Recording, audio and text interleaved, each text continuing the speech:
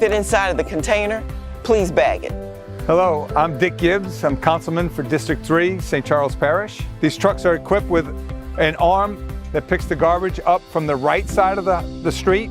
It will pick it up, put it into the garbage truck, and the garbage can will be put back down in the exact same place it was put the night before. So rest assured, the other side of the street will be picked up as well. So in the event you feel like your garbage has been passed up, it will be picked up eventually that same day. Hi, I'm Beth Billings, Councilwoman at Large, Division A with St. Charles Parish. We're here welcoming River Birch Renewable Energy to St. Charles. We'll be using our existing cans.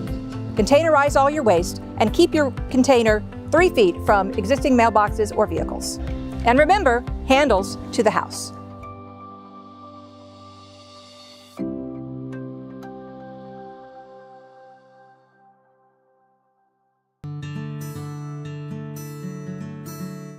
The water and faith Ask your blessing. are two things the parishioners of St. Gertrude's Catholic Church in Desalmans know very well. This is Jesus' pulpit. He spent so much time. Remember the first episode where he was with his disciples? He said, Simon Peter, can I get in your boat and preach to the people?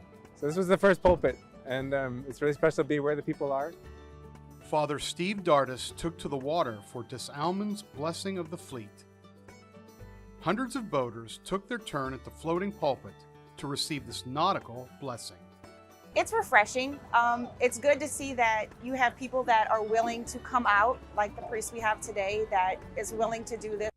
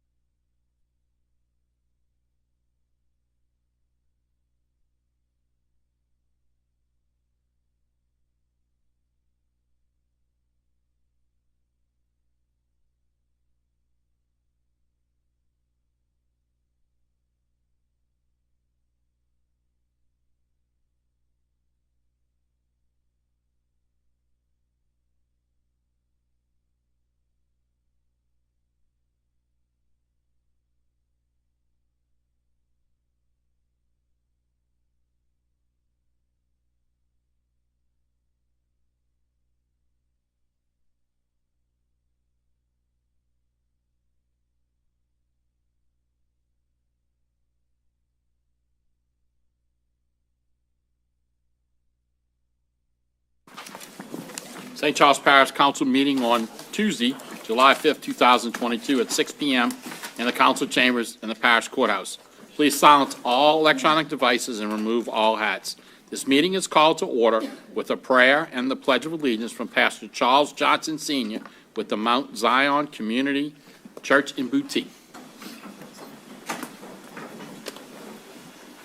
Let us pray. Father God, we thank you once again for another opportunity to call upon your name.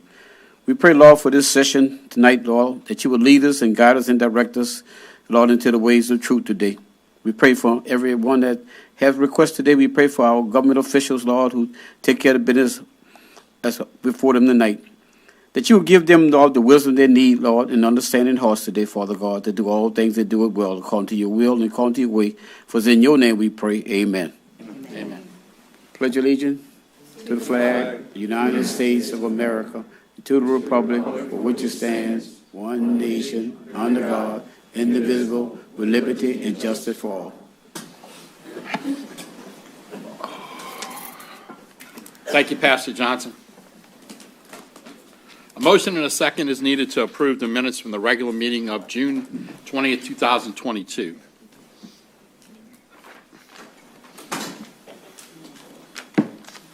I have a motion by Ms. Comier, second by Ms. Gordon. Please cast your votes.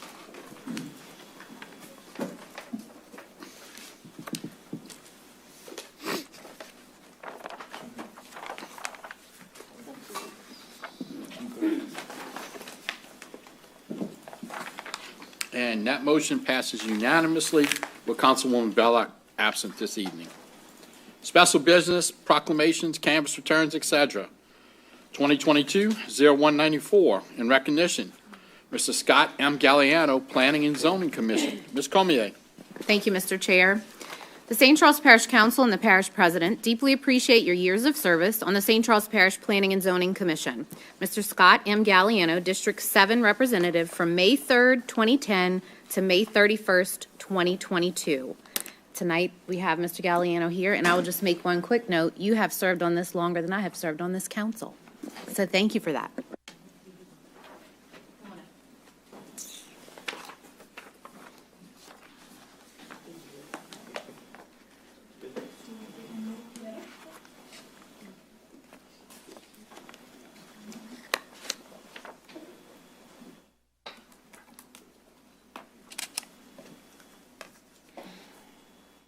I didn't realize they could serve 3 terms.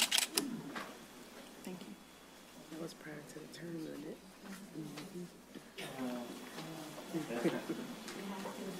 It might have been an unexpired term. He was on with your husband. Yeah, I'd like to say it's been a pleasure and honor to work with the Planning and Zoning Department, Mr. Michael, and also Julia. And I just hope I made some good decisions for the parish and the people of the parish. And I know she's going to put a great person in my place. So just want to thank y'all.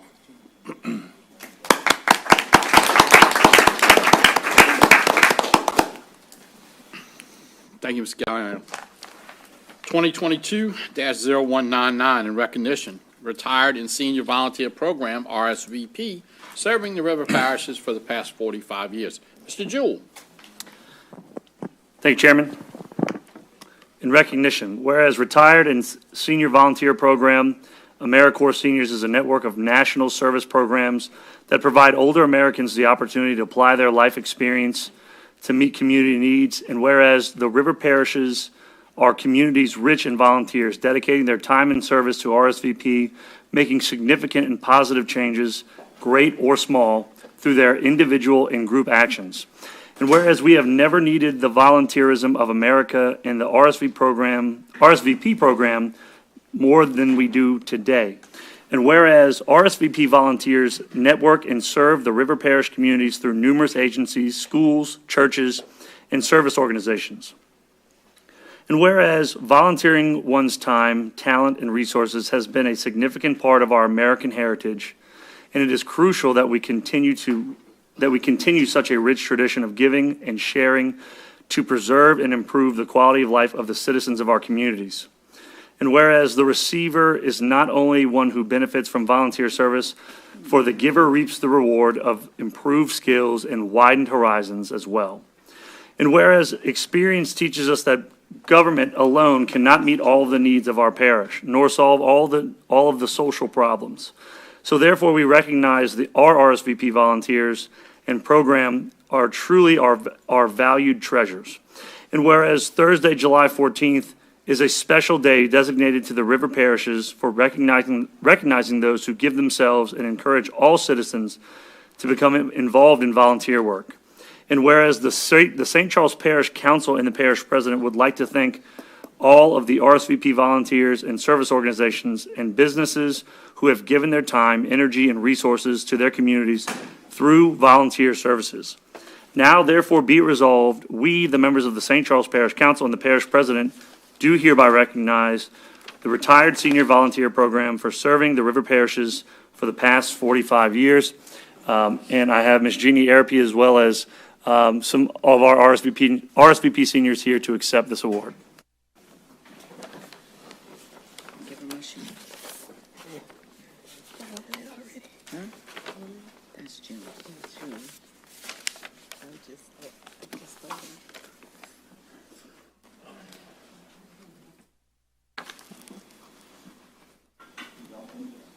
lose it.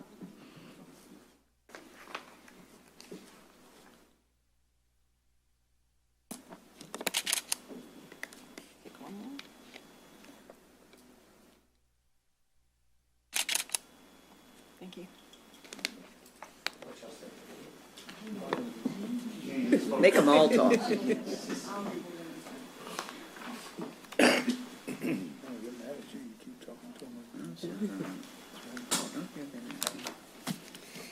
Parish President and Council, we would like to thank you for recognizing the RSVP with their 45th years of service to St. Charles Parish. Without your support, you have showed this program, we would have not been able to have the program for so long and to the program of today. So thanks again for all your support and time that you gave us. And we hope everybody can make it next Thursday, the 14th. Thank you. Thank you, Ms. Jeannie. 2022-02-2000, confirmation hearing for the appointment of Director, Department of Emergency Preparedness, Mr. Jason Tastet. Mr. Jewell. Thank you, Council Chairman. Oh, that was weird, huh? Thank you, Council Chairman Bob Fisher. I appreciate that.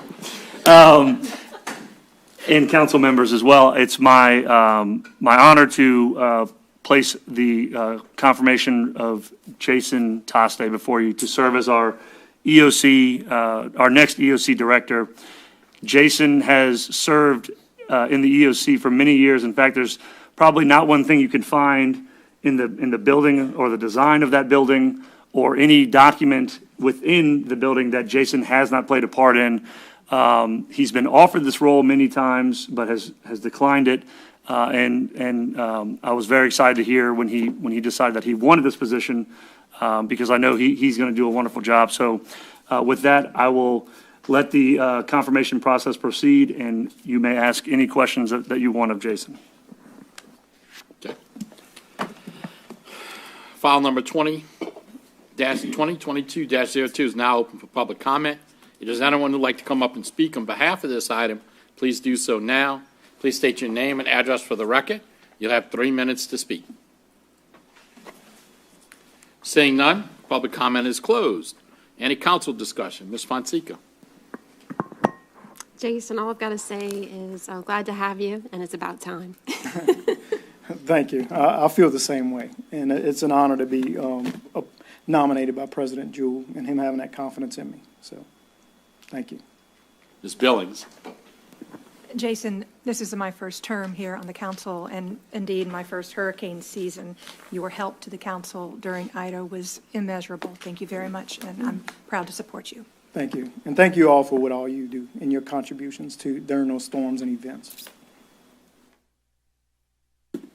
You know, I've worked with you on both sides, industry and with emergency preparedness, and I didn't think we had to look far to find somebody to be qualified to replace Joe. And I'm glad you accepted it, and I'm looking forward to working with you.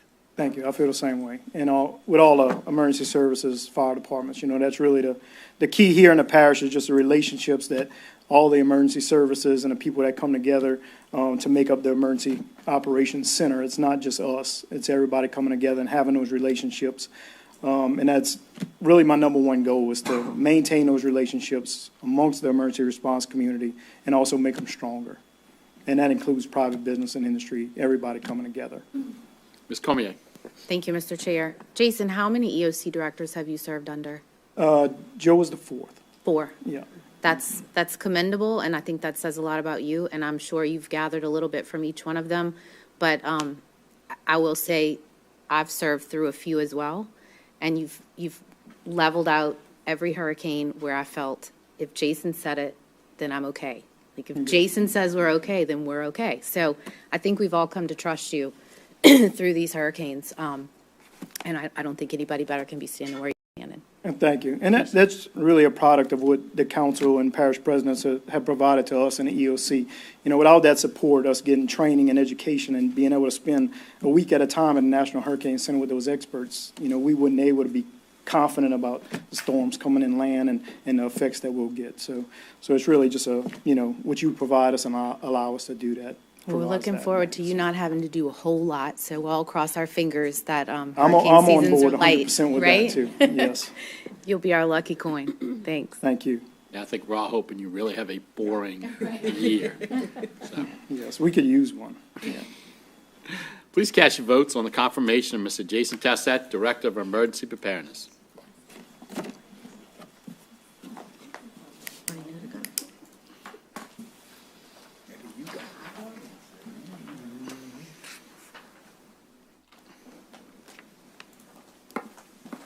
And that passes with 8 yeas. Congratulations. Thank you. Thank you.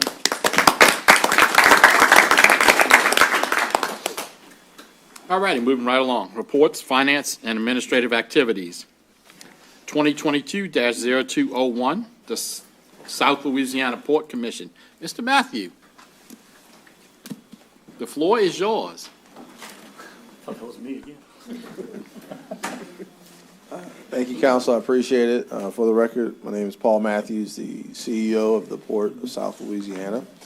I am not a stranger to parish council meetings. For the past 5 years, I was the Deputy Port Director at the Port of Plaquemines, where the council of the parish is also the Port Board, if you could believe that. So it's a little bit different here. It seems like it's more efficient, and I appreciate that. I got a little PTSD from my last job, but it's great to see what you guys are doing here at St. Charles. So very happy to be here. My family's actually from the river parishes, many generations actually out of Vacherie and St. James, so it's pretty cool to kind of make it full circle, being a kid born in New Orleans, but being in the river parishes now. I want to thank the president. We have a great relationship over these past 6 months that I've been here, and I really enjoyed working with him and his team, especially on the particular items such as I-310, 90 corridor. What I've done today is actually prepared a presentation for you guys to just kind of give you an update on what's happening at the Port of South Louisiana. And we can talk about, my ideas for the port and how we can work together as a region. So if you hear anything that we'll just stop me and we'll move on. I'll take questions at any point in time. So I'm really honored to be here today. If this will work. All right, let's see. Uh-oh. Is it batteries? No. Let's try it. It's all right. We'll figure it out. I'll just click. Okay, that's fine. That's fine. So we're starting with the video? Okay.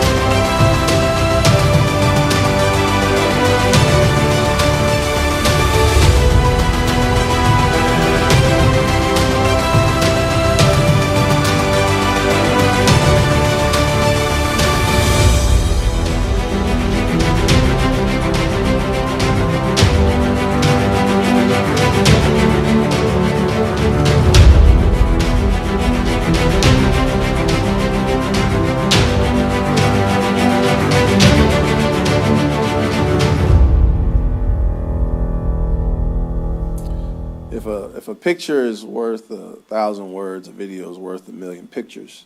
What you saw just now was what Port of South Louisiana is all about. Port of South Louisiana has consistently over the past 10 years been recognized as the largest tonnage port in the Western Hemisphere and top 15 in the world, mainly because we're right here on the Mississippi River. Many of us know about that, with access to 31 states and 2 Canadian provinces. 60% of America's export grain comes through the Port of South Louisiana.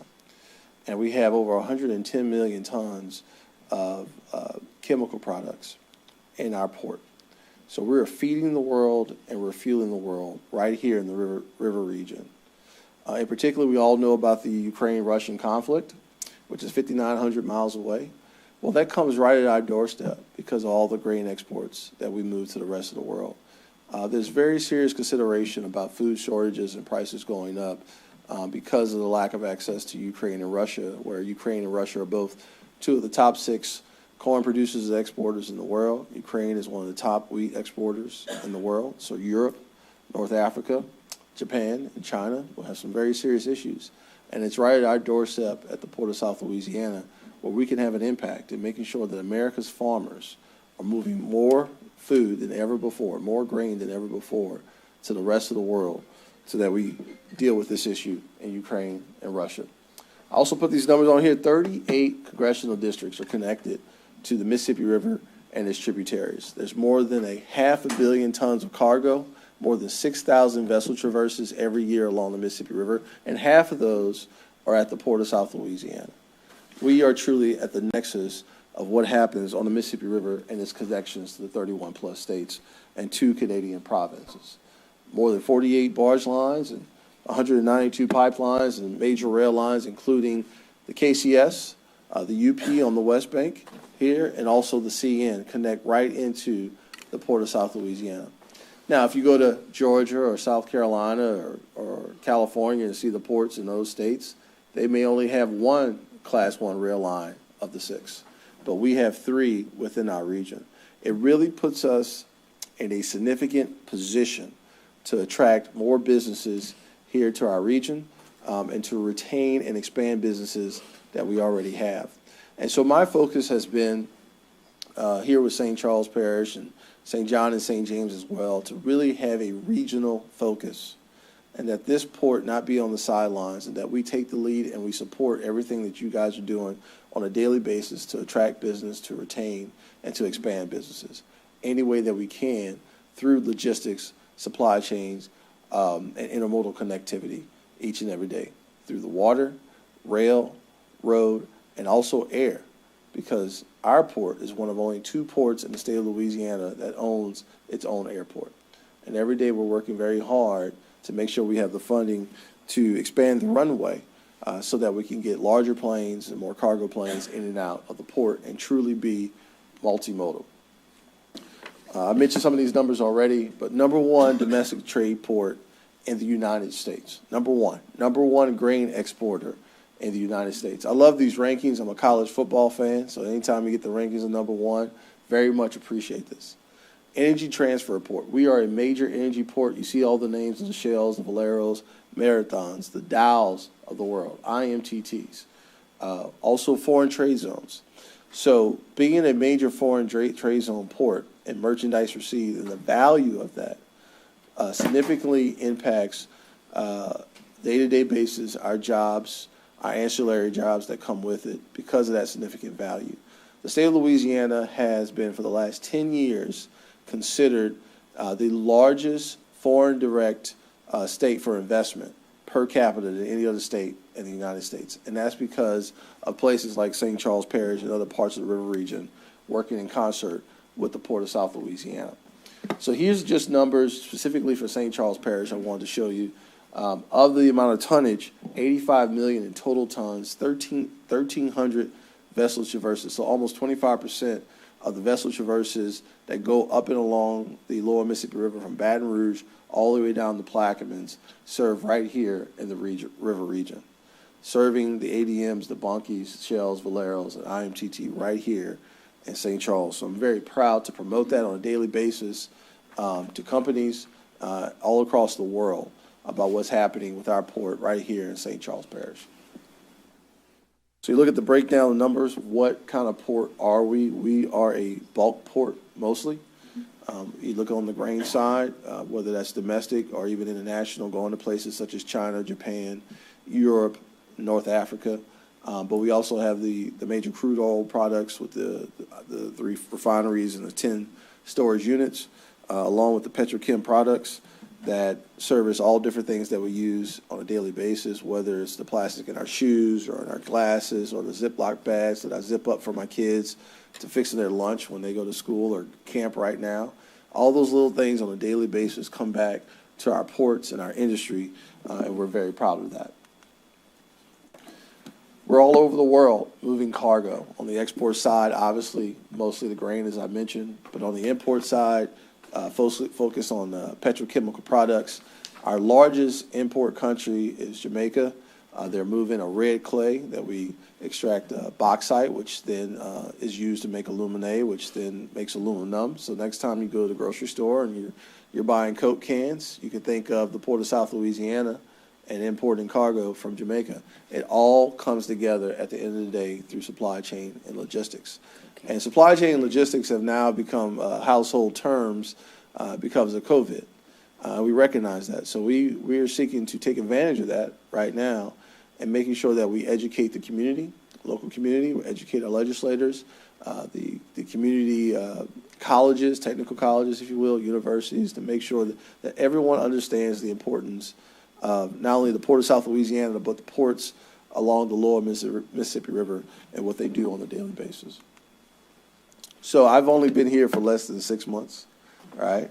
But this is not my first rodeo. I've been around the port industry for the last 10 years, first serving at the Port of New Orleans and then Deputy Port Director at the Port of Plaquemine. So now in my third stint, I've been involved in now over 175 miles of the Mississippi River. And in the last 6 months, we've been working very hard to promote 3 pillars that we stand on. 1, agriculture. As a major agriculture port, we're looking to maintain what we have in market share of agriculture, but also expand. Because as a result of the Ukraine crisis, we see the ADMs, the Bungies, the Cargills, the Zenos needing more capacity, more public docks, more rail capacity, if you will, and it all flows into infrastructure. And so we're working very hard to make sure that we can get funds from the state and the federal government to enhance the infrastructure at the Port of South Louisiana. But not just our infrastructure, which includes a second dock access bridge at our main Globalplex site, but also regional projects, including the one right here with the I-310 Highway 90 corridor interchange. We were working with Mike. Mike and I have been in Baton Rouge many a times to make sure that the state is working very hard and diligently to get it done, because it has to get done. Not just for the St. Charles Parish community, but for the region and for all the community that's coming in and out of the Port of South Louisiana on a daily basis. And that's why I think as local government and the port, we can work together. When you guys go to Baton Rouge, I want to go with you. When you guys go to D.C., I want to go with you, and vice versa. That's the way it has to work. We have to have a regional approach so we can attract the funds long-term from D.C. and Baton Rouge. And finally, we've been focused on the energy transition. We understand that oil and gas has been a mainstay in our region. It has blessed us with economic development and job creation and quality of life for so long, but there is a transition happening with alternative fuels. Now, we don't know long-term what the market is going to tell us is going to be the long-term fuel. It may be multiple ones, but we have to be prepared for it. Right now, we know companies such as CMA, CGM, is moving forward on the LNG side. We know that Maersk is moving forward more in the methanol side. We know that the governor has been focused on hydrogen hubs within the lower Mississippi River. So we have to be prepared for this energy transition. That's why we are working with GNO Inc., in which we helped apply for a Build Back Better grant program, in which the port has an opportunity to be the first in the United States, second in the world, for e-methanol bunkering and bunkering fueling towboats in the river, tugboats in the river, which could change the game in many ways, but also be the first step in other additional fuels and infrastructure opportunities on the Lower Mississippi River. Somebody has to start it. Somebody has to be the first, and we want to say to the administration and to Congress that we are prepared to take advanced steps in the energy transition process. Just a couple of projects that we worked on at the port right just before I got here, the St. Charles rail yard, major project. We're very happy about that, in that we recognize that rail, at the end of the day, you don't have a port if you don't have rail. Rail is everything in the port. To be able to get from point A to point B on the rail side is very efficient compared to truck and air. And so this project, working with the state, we were able to get that done. So we're very happy about that. I've mentioned the I-310 US 90 corridor project. I keep mentioning it, and I'm going to keep mentioning it until it's done, because it needs to get done for our region.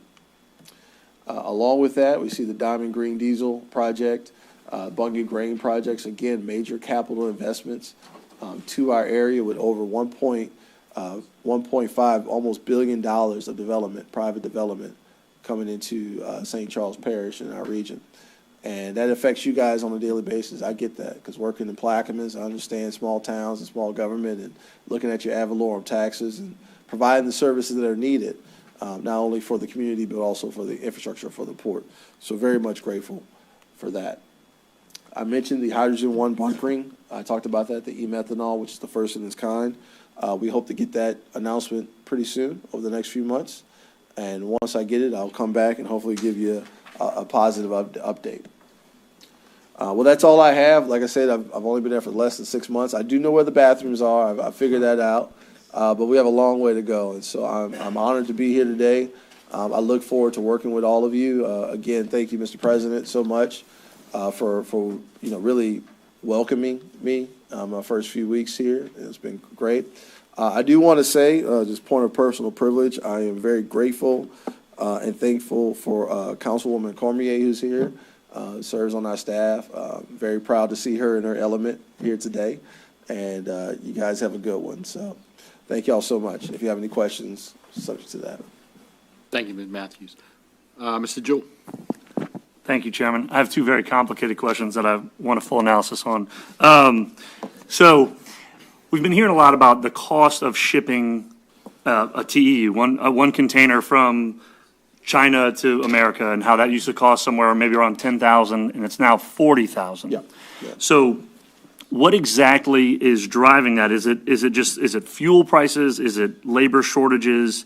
Is it shortage of trucking, or is it just a combination of all of those? Yeah, the easy answer is it's a combination of all of it. So we already had the trucking shortages for a while. As a matter of fact, the local trucking industry, because of retirement and because it takes so long to get somebody into the process becoming a trucker, that was creating issues. Now you tack on top of that the COVID problems, and then the fact that we have a lot of our imported goods coming from really the epicenter of COVID and all that shutting down.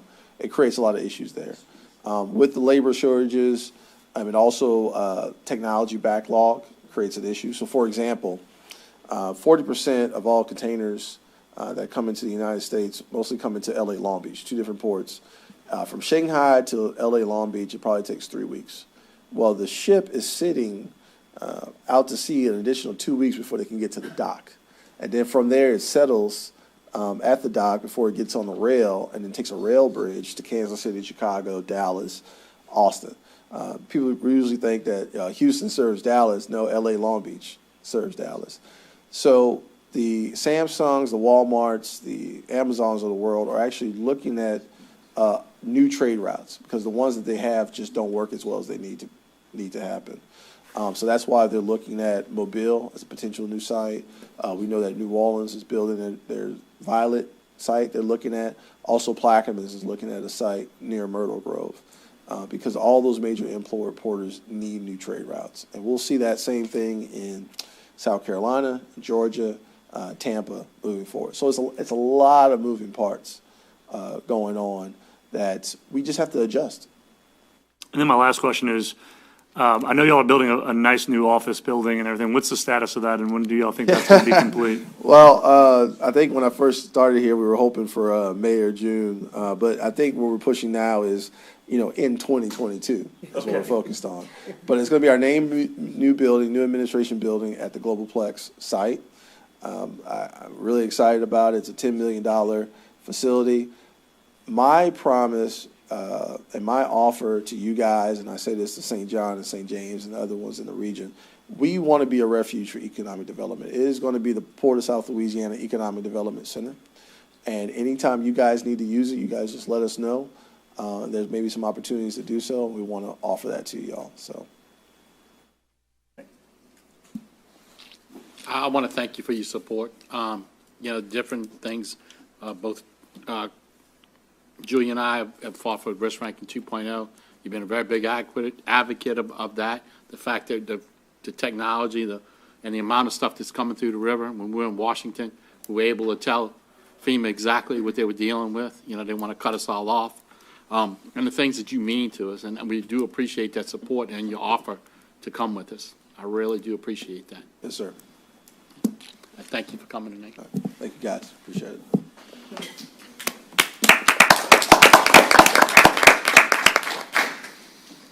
All righty, 2022-0198, the Parish President's Remarks Report. Mr. Jewell. Thank you, Chairman. I'll let the presentation get put up on the screen real quick, and I will start with just some public works projects that we had talked about earlier in the year that are going out to bid, and one of those is Fairfield in Oakland. The advertising was on 6/23, 6/30, and 7/7. The pre-construction meeting, the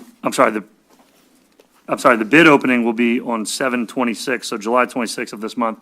And that was a project that is going to be over in St. Rose, and we have some capital outlay dollars for that. After we approve the rollover amendment, we'll also put out for advertisement the bottleneck project in Destrehan, which will help get more water to the Destrehan 2 pump station. And the bid opening on that would be on August 23rd. So we're trying to move these projects forward, get them under construction before the end of the year, and we think we'll be able to easily achieve that with the deadline that we're on. The AMA pump station, the contractor's installing sheet piles for the sump, and next will be the concrete work within that sump. They're at about 30% complete, and that's a little bit due to hitting a few obstructions. Apparently, there were some ancient trees that were about 30 or 40 feet beneath the surface that are still very much intact and strong that they had to kind of break through. But the contractor should be able to make up some time and get back on track. The Desalman's bulkhead, the contractor's working on their punch list items. Substantial completion walkthrough was held on 6/24, and the final walkthrough will be on 7/14, July 14th. And it looks like one change order will be coming from that for some additional sand, grubbing, and hauling off of some materials. Primrose Canal, I think we do have a slide on this, is completed, and that work was just the cleaning of the canal that has been taking place for a couple of weeks. That was a pretty big project. It is a very long canal, about 6,000 feet of canal. So it did take some time, but they were able to haul off about 600 yards of debris. So a pretty sizable chunk of debris taken out of the canal. And if you go and drive it right now, it looks much better, no more high spots, and the water flows the way it should. We are going to be doing a town hall meeting for Destrehan and New Sarpy. I should have added that on there, but that'll be Destrehan and New Sarpy on Wednesday, July 13th, 2022, where we will go over the master drainage plan for those two watersheds. So that's July 13th, next week, 6 p.m. at the Ormond Fire Station. If you'd like to attend, please come out to that. And for the residents listening, we will be posting more information about this online on our website and on the Parish channel. We cut the ribbon on our West Bank Yard building. Thank you to Councilwoman Fisher. Thank you to Councilwoman Fonseca and Councilwoman Beth Billings for coming out and attending that ribbon cutting. Project Manager Chris Dufour cut the ribbon on the 4,000 square foot building, which consists of about 9 offices, 2 conference rooms, a kitchen space for public works and our drainage folks. This project was a long time coming, and I want to look forward to the day that we can hold a similar celebration on the East Bank once we find a suitable location for a permanent yard over there. All right, over to Waterworks. Clarifier A upgrades at the West Bank plant are well underway. The water plant, the filter housing has been sandblasted. The old under drain has been removed, and a new under drain system is on site and will be installed soon. The project is at about 40% completion. Meter reading infrastructure. If you recall, the parish entered into an agreement with AllSouth to design and install meter reading systems for our water meters throughout the parish. There are 7 repeaters in the Luling, Hawnville, Kelowna, Muntz area. Again, these are billing cycles number 3 and number 5. And so now that the base station at the EOC has been installed and the repeater sites are up and running, any automatic red meter can be read from these towers without a person physically going out there. Again, if there is a discrepancy on a water bill, and that threshold is usually if it's 50% greater or 50% lower than the normal usage or the previous month's usage, we will physically go out and reread that meter to make sure that there is no error. And let's see. And then pictured are repeaters in the Kelowna area and Norco area. All right. Parks and Recreation. I want to thank everybody who came out to the July 3rd celebration at the West Bank Bridge Park. It was a great event. We had a great attendance this year to celebrate the 246th anniversary. We had the Bucktown All-Stars, Ella Grace, a great fireworks show, and many vendors from everybody from the St. Charles Parish Hospital Auxiliary, New Life Community Church, Education Resources Unlimited, the St. Charles Parish Republican Women, VFW Post 3750, the NOLA Pink Warriors, and Sweet J Snowballs. The National Guard brought 2 howitzer cannons out there, which was pretty neat to see. The St. Charles Parish Sheriff's Office had their mobile command unit as well as an SRT vehicle out there. RSVP hosted letters to our troops, and they had a great response for people going over there and doing that. The Boy Scout Troop 317 raised the flag over the event, and also we're selling flags. So overall, a huge success, and we look forward to next year. Okay, an update on the Veterans Memorial Plaza. It is nearing completion. Bricks are starting to go in to the center line of the memorial. The last thing we are waiting on is the granite, which are the granite. I guess, I don't know what you call them, the granite monuments, and those are kind of the centerpiece of the actual plaza there that will have the insignia of each branch of the military on there. But we want people to purchase those bricks. More bricks are starting to come in, and as they go in, we think people are going to really love having a brick there, and we see that we should be seeing that we'll sell more bricks.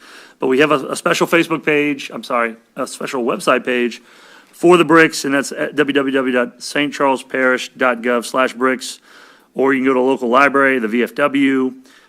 We ask for proof of service if you have it, and you can submit your order form with the payment to the United Way of St. Charles at 13145 Highway 90 in Boothee. Registration for fall sports is open through July 11th. That's coming up next week. That will end. This fall, we are offering fall baseball, fall tennis, tackle football, flag football, volleyball, cheerleading, and due to popular demand, flag football and volleyball is now open to children up to 15 years old. For more information regarding registration, visit scpparksandrec.com or call 783-5090. A bus of senior and adults over 55 are heading to the Silver Slipper Casino on Wednesday. That trip has been scheduled for July 20th, and maybe 2 Wednesdays from now, July 20th, and they will go to Hollywood Casino. The registration's open. I'm sorry, there is one next week. The next one after that is July 20th. It costs $10 per person. The lunch is not included in that, but they're going to have upcoming trips as well in August, September to the Beau Rivage, the Silver Slipper, and those were announced today. If we have any seniors who are interested in that, they can go to scpparksandrec.com or just call the Recreation Office to get signed up. That's 783-5090. Our Finance Office received the GFOA Certificate of Achievement, so I'd like to recognize Grant Dewsome and his Finance Department for this achievement in excellence in financial reporting for its annual end-of-year report for the 2020 fiscal year from the Government Finance Officers Association. This is the 23rd straight year that St. Charles Parish Finance Office has achieved this award. Congratulations to those. And it's given to those who make significant accomplishments while serving the community through governmental accounting. So again, congratulations to all of those in the Finance Department for that great achievement. May sales tax was $3,374,967.82 for the month of May. Collections in May were up about 4% from last year, and year to date we are up about 5.69%. Last week, I was able to join FEMA as well as WWL and fellow parish presidents and emergency managers from all across the New Orleans metro area for the dedication of the new primary entry point station, which they call a PEP station, which is designed to withstand basically any natural or man-made disaster to ensure that WWL radio can still broadcast during emergencies. FEMA partnered with WWL and GOSEP on this project, and this becomes a part of the National Public Warning System. So there are 77 of these built across the country, and if the president ever has to get a message out during some extreme disaster or extreme emergency, someone can sequester themselves in here, lock themselves away, and be secluded in there for about 60 days, or actually longer than that. 2 people can stay in there for 60 days. It has its own filtration and backup generators, and it can withstand EMP and radiation and everything like that. So we are going to be getting trained on how to use it, because if there's a very, very bad event and there's only someone maybe out in St. Charles Parish who's left to go out and use it, we're going to go out there and get on the radio. So hope we never have to do that, because we're sending you Dick Gibbs. Let's go. So I can only eat MREs for one day, so it's no good. We have open positions in St. Charles Parish: carpenter, electrician, equipment operators 1, 2, 3, and 4, grass cutters 1 and 2, groundskeeper, laborer, pump operator helper, pump technician helper, recreation maintenance / grass cutter, shop mechanic helper, and wastewater laborers. As always, to apply, you can visit our website, stcharlesparish.gov/employment, or call 783-5000 for more information. That concludes my report. Thank you, Mr. Jewell. All righty. Ordinances introduced for publication, public hearings, and adoption at the public meeting on Monday, July 18, 2022, 6 p.m., Council Chambers, Courthouse in Hanville, 2022-0197. Ordinances, resolutions introduced for publication, public hearing, Monday, July 18, 2022, 6 p.m., Council Chambers, Courthouse, Hanville, 2022-0202 and 2022-0203. Ordinances scheduled for public hearings was introduced at a previous meeting. 2022-0176, an ordinance to levy an assessment on the 2022 ad valorem tax bills of property owners that are delinquent in paying outstanding invoices for the removal of weeds, grass, etc., in accordance with the St. Charles Parish Code, Chapter 16, Article 3, weeds, grass, etc., and to levy an assessment on the ad valorem tax bills of property owners that are delinquent in paying outstanding charges incurred for the removal of unsafe structures, trash, and debris in accordance with Chapter 16, Article 4, Section 16-48B. Mr. Albert. Thank you, Mr. Chairman. This is the yearly ordinance that we bring to you with the entire list of unpaid grass bills, demolition costs, cleanups that we incur as we go through the year. All the properties are listed with the factual matters of the cases, and if there's any specific questions, I will do my best to answer them. Thank you, Mr. Albert. File number 2022-0176 is now open for public hearing. Is there anyone who'd like to come up and speak regarding this item? Please do so now. Please state your name and address for the record. You will have 3 minutes to speak. Seeing none, public hearing is closed. Any council discussion? Ms. Billings. Mr. Albert, I see the grand total here is $43,650.49. How does that stack up year over year? Is this significantly more or less than, because of Ida, than years past? Oh, I think it's a little bit higher than typical. We have a budget item that we typically try and match close to this, and I think it's higher than what was expected. Is that because of absent residents, or is there anything we can tie that back to? I couldn't pinpoint it on anything in particular. You know, you could have one case that has a couple $1,000 bill, it's not analyzed that way. All right, thank you. Ms. Cormier. Thank you, Mr. Chair. Michael, to you as well. Am I correct in that we had a grace period after the hurricane, though? We didn't slap them with a bill for cutting their grass 2 weeks after the hurricane, right? That's correct. As soon as the inspectors came back, we actually closed every open grass case that we had on the books, like all of them. And we didn't take any action on properties until November, late November. So even though it's higher, we still were very reasonable and rational with the residents and after certainly, the hurricane. and those,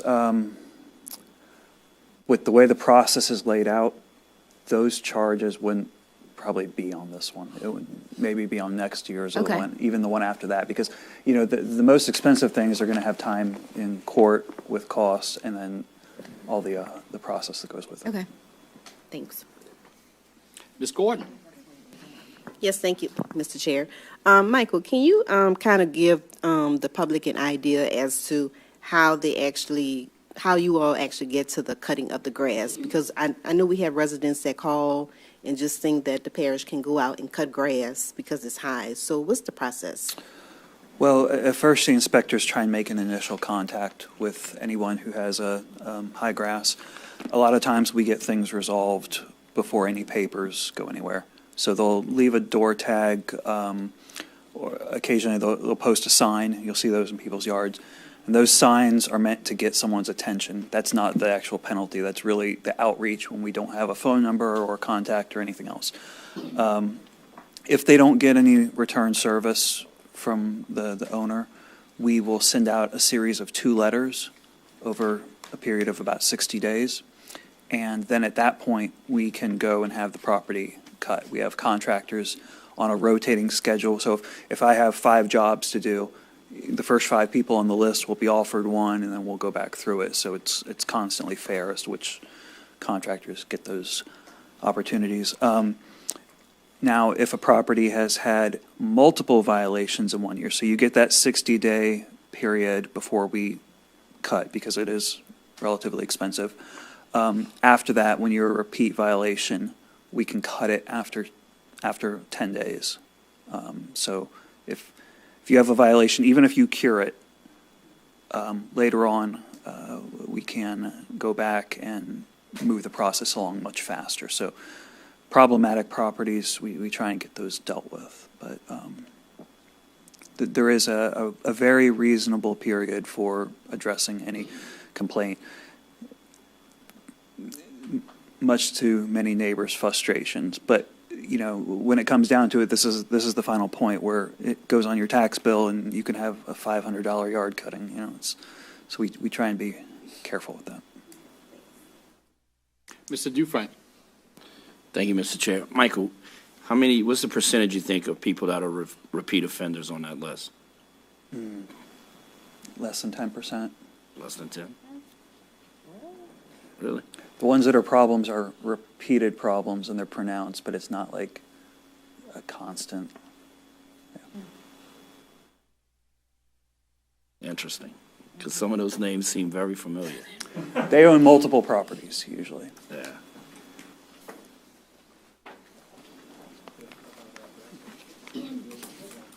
Michael, what's the success rate on collection, or not just collection, getting a property back into ordinances? What is that success rate? Well, remember, this just goes onto their tax bill. So whatever their property taxes are for the coming year, this gets added to that. Adjudication only follows if they just simply don't pay their taxes. That could happen regardless of grass bills or anything else. Someone could simply not pay their property taxes and then become adjudicated after a period of time. You know, the sheriff's sale doesn't happen or whatever. Okay. Thank you. Please cast your votes for file number 2022-0176.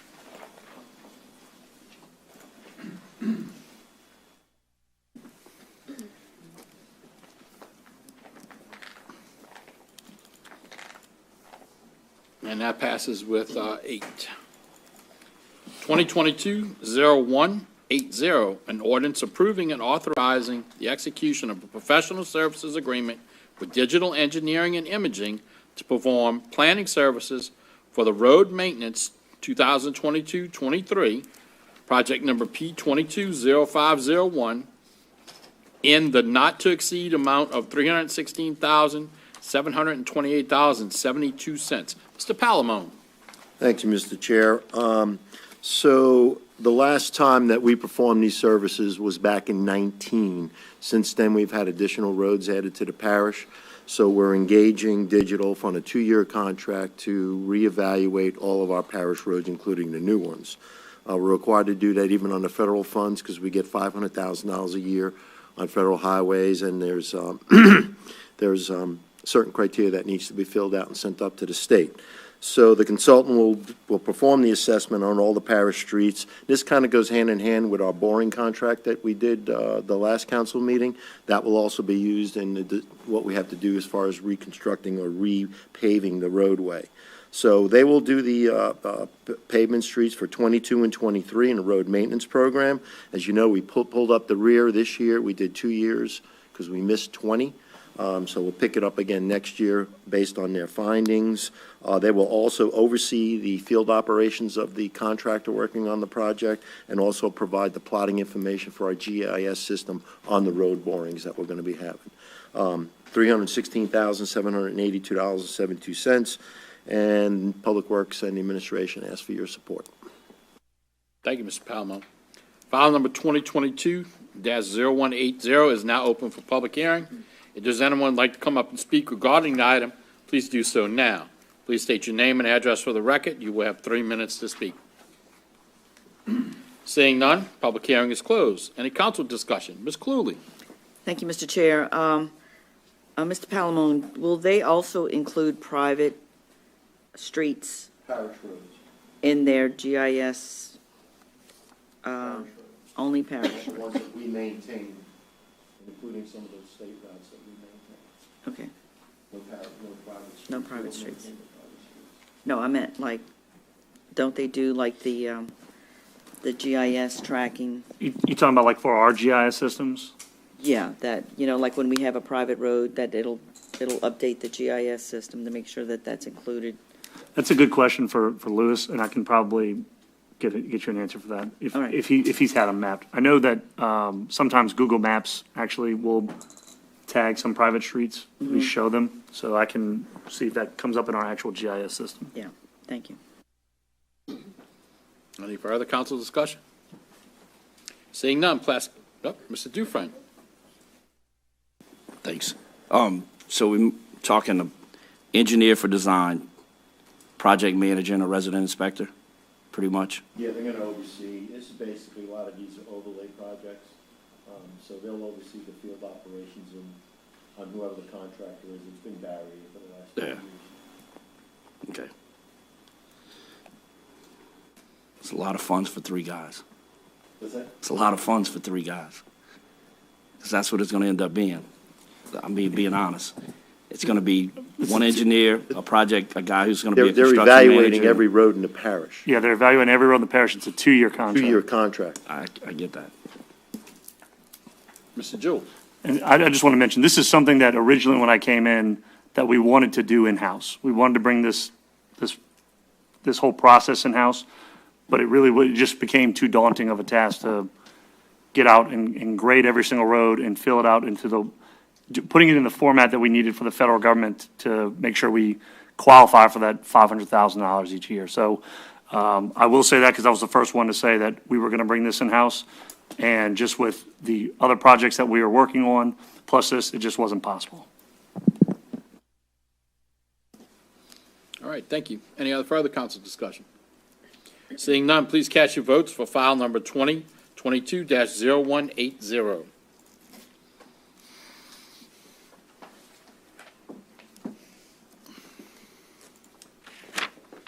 And that motion passes unanimously.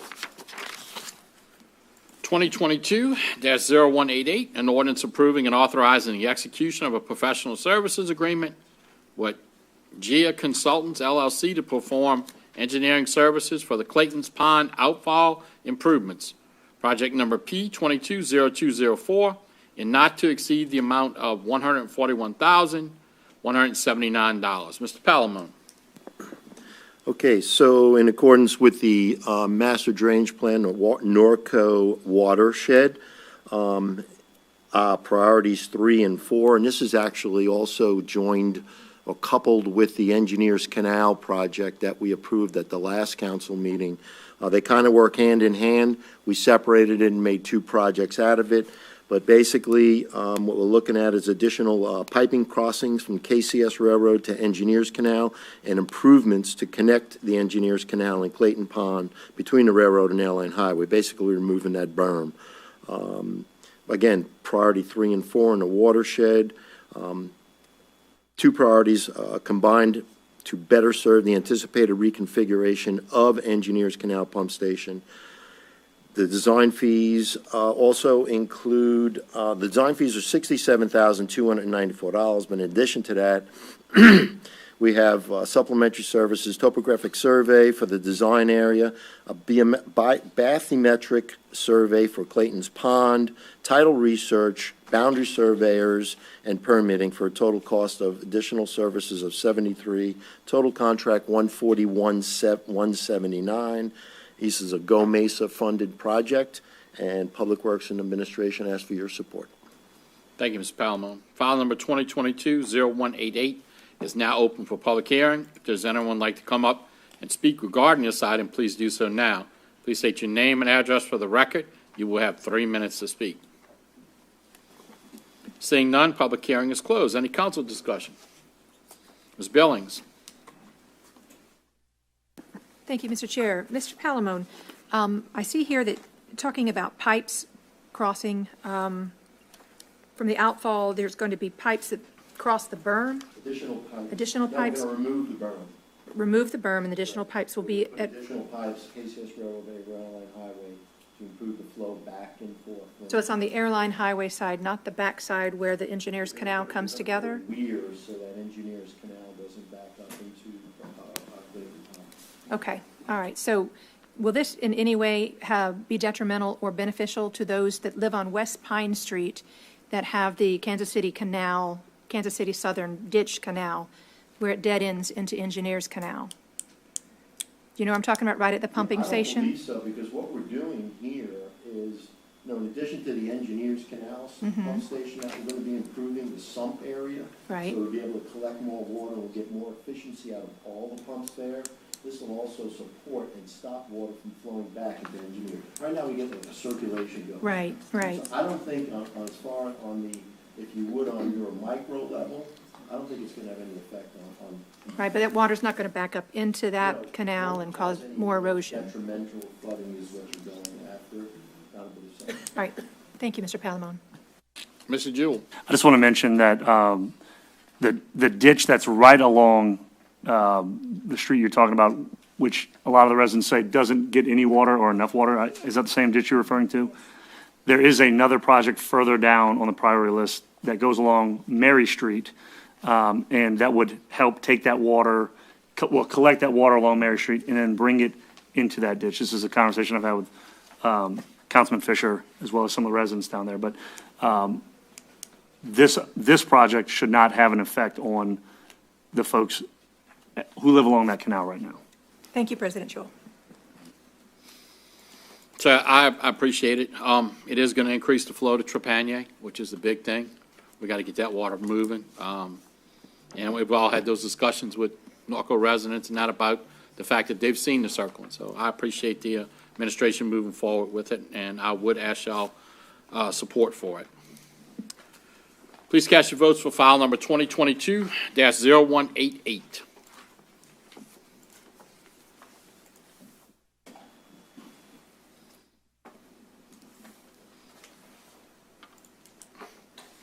And that passes with 8 yeas. 2022-0189, an ordinance approving and authorizing the execution of a change order number 1 for the 5th Street Drainage Improvements Project, number P190506, to decrease the contract amount by $108,720 and increase the contract time by 97 days. Mr. Palamone. Okay, this is also the final and the closeout of this project. As Chairman mentioned, we have approximately 11 items that were deducted from the project.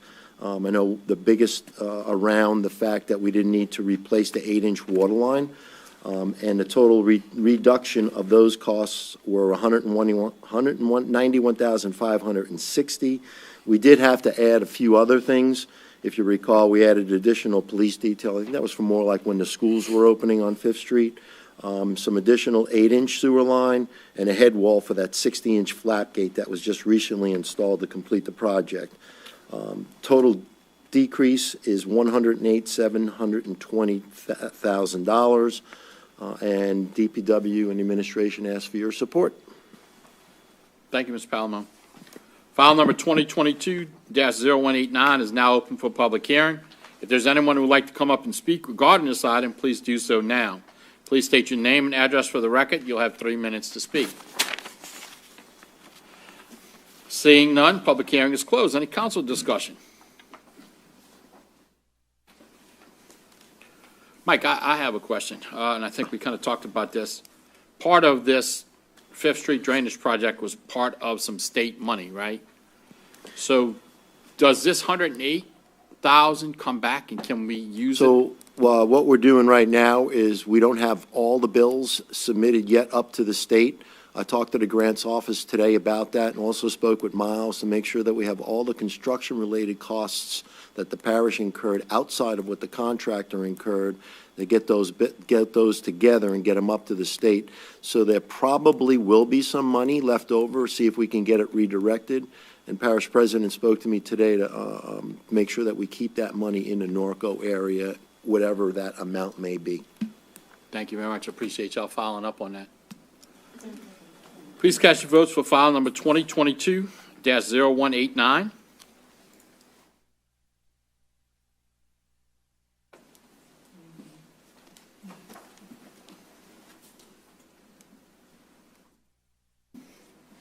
And that motion passes 8 yeas. 2022-0191, an ordinance to amend the 2022 Consolidated Operating and Capital Budget Amendment Number 1 to add revenues and transfers totaling $144,692,633, a reduction of accumulated fund balance of $814,083 in expenditures, including transfers totaling $132,142,332 for all government funds for the purpose of adjusting beginning 2020 to fund balances across all funds to match ending 2021 final budget balances and to reapply various construction, architectural, engineering, and other fees unexpended for 2021 for parish projects that were not completed during 2021 and apply them to 2022. Mr. Dewsom.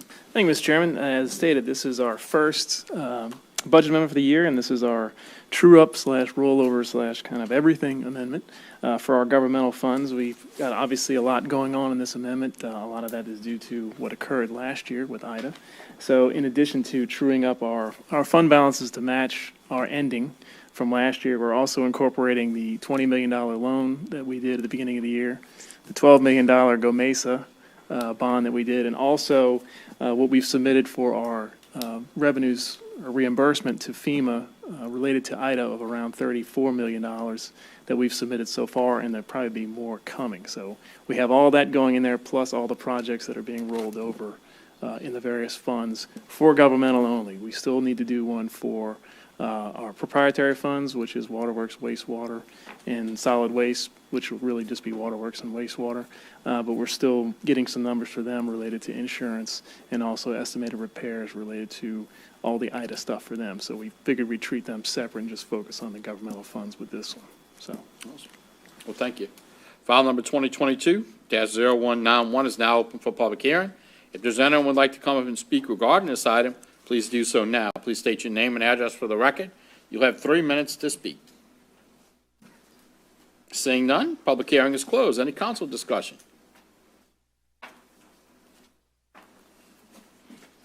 Please cast your votes for file number 2022-0191.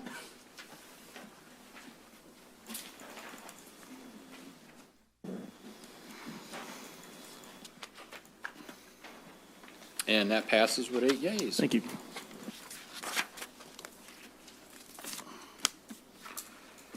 (2022-0192), an ordinance approving and authorizing execution of professional service agreement with CSRS LLC to perform planning services for the Judge Edward Dufresne Parkway Extension Project, project number P210706, in the not to exceed amount of $984,850. I have a request to postpone indefinitely. Can I get a motion, please? I have a motion by Ms. Gordon, second by Ms. Billings. Please cast your votes to postpone file number 2022-0192 indefinitely.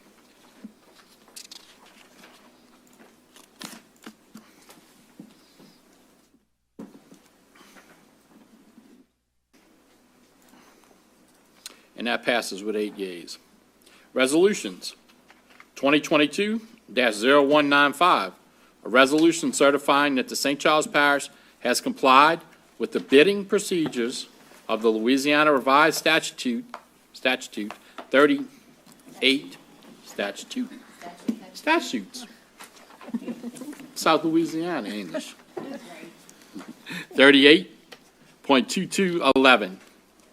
Established sequentially for the construction of the Kellogg Pump Station T-Wall BA-0244. Ms. Chesson. Hey, good evening. So for the Kellogg Pump Station T-Wall project, CPRA had committed to providing $2.5 million in funding.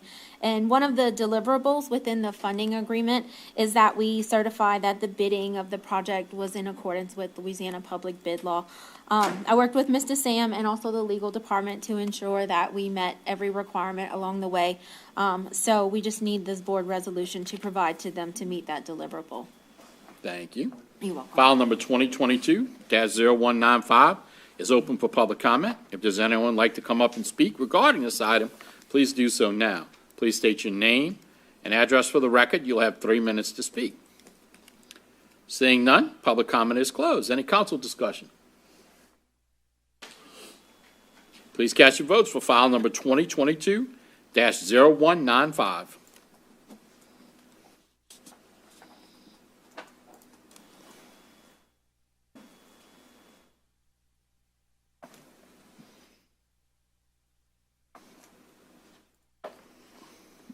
And that motion passes with 8 yeas. 2022-0196, a resolution to approve and authorize the execution of a cooperative endeavor agreement between the state of Louisiana and St. Charles Parish for funding to complete the Paul Frederick and Kindler Street demolition and reconstruction project Facility Planning and Control Project number 50-J45-21-03. Ms. Chesso. Thank you. So the Paul Frederick and Kindler Street demolition and reconstruction project is set to receive some capital outlay funding from the state of Louisiana. In 2021, the state allocated $175,000 towards this project, and this is the agreement for these funds. But more recently, in 2022, the legislative session wrapped up, and they added an additional $2.8 million in Priority 5 funds to this project. So that's in House Bill 2, and it's an appropriation. An appropriation doesn't necessarily mean funding, but it does mean that we're on the right track. There's a few more hurdles, and that has to be passed by the State Bond Commission and also the governor. So tonight, it's just voting on the money from 2021, and then the 2022 funds will be added to that agreement just via an amendment. So just for your approval tonight. All right, thank you. File number 2022-0196 is now open for public comment. Does anyone like to come up and speak regarding this item? Please do so now. Please state your name and address for the record. You'll have 3 minutes to speak. Seeing none, public comment is closed. Any council discussion? Please cast your votes for file number 2022-0196.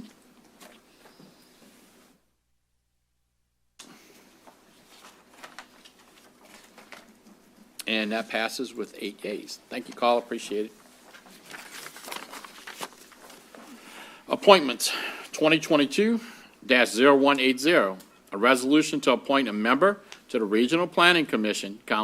Council will confirm nomination to the Regional Planning Commission to fill the vacancy caused by the resignation of Bishop Otis Kenner in accordance with ordinance number 16-12-4. The board shall be comprised of 5 members, the parish president, 2 members of the St. Charles Parish Council, term concurrent with the governing authority, and 1 member who must not otherwise hold elected or appointed office in the parish of St. Charles, to be appointed by the parish council and approved by the parish president. Unexpired term to begin immediately and expire January 8, 2023. Our nominee is Pastor Thomas Hines. Please cast your vote to confirm the appointment of Pastor Thomas Hines to the Regional Planning Commission.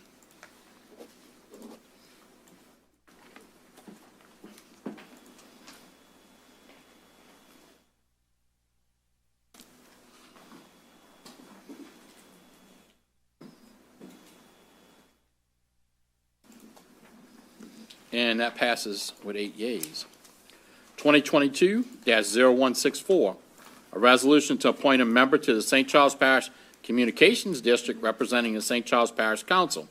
Council will confirm the nomination of to the St. Charles Parish Communications District to fill the vacancy created by the expiration of the term of Mr. Thomas Baraka, Jr., 4-year term to begin August 19, 2022 and expire August 19, 2026. Our nominee is Chief Kenny Winning, Jr. Please cast your vote to confirm the appointment of Chief Kenny Winning, Jr.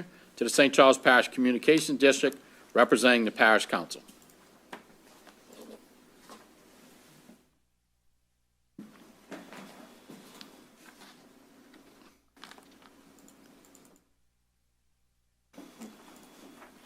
And that motion passes with 8 yeas. 2022-0179, a resolution to appoint a member to the St. Charles Parish Civil Service Board. Council Chairman will accept nominations to the Civil Service Board to fill the vacancy created by the expiration of the term of Mr. Ralph Wilderson, a 3-year term to begin August 1st, 2022 and expire August 1st, 2025. Anybody have any nominations?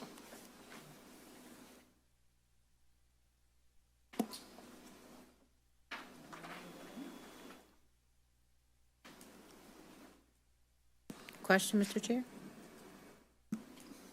Ms. Cormier. Can Mr. Wilderson be nominated again? He's asked not to.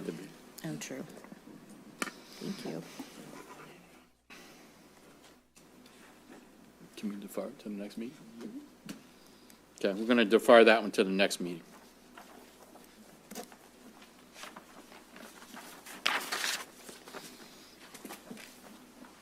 Meetings, announcements, notices, etc. Meetings, the Lafourche Basin Levy District, Wednesday, July 6, 2022, 6 p.m. Lafourche Basin Levy District Office, 21380 Highway 20, Vacherie. Planning and Zoning Commission, Thursday, July 7, 2022, 6 p.m. Council Chambers. Communications District, 911, Monday, July 11, 2022, 5 p.m. Council Chambers. Pontchartrain Levy District, Monday, July 18, 2022, 6 p.m. Pontchartrain Levy District Headquarters Complex, 2069 Railroad Avenue, Lutcher. St. Charles Parish Council, Monday, July 18, 2022, 6 p.m. The Council Chambers. Announcements. Notice is hereby given that a public meeting for the St. Charles Parish Council will be held in the Council Chambers on the second floor of the St. Charles Parish Courthouse, 15045 River Road, Hahnville, Louisiana, 70057, on July 18, 2022, at 6 p.m. to adopt the millage rates. I need a motion and a second, please, to adjourn the meeting. Motion by Ms. Billings, second by Mr. Gibbs. Please cast your votes.